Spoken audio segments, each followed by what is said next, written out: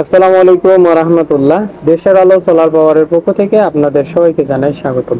আমরা আছি আমাদের মার্কেটের ছাদের উপরে 200 ওয়াটের একটা রহিমা প্রজেক্ট সোলার প্যানেল স্থাপন করার জন্য।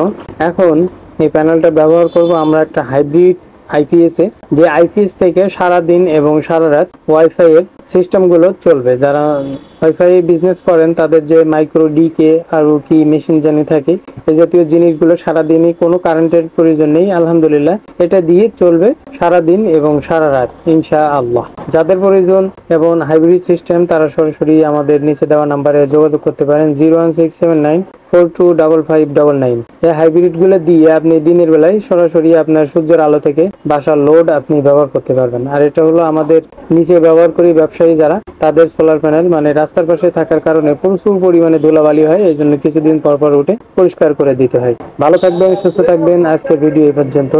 আসসালামু আলাইকুম।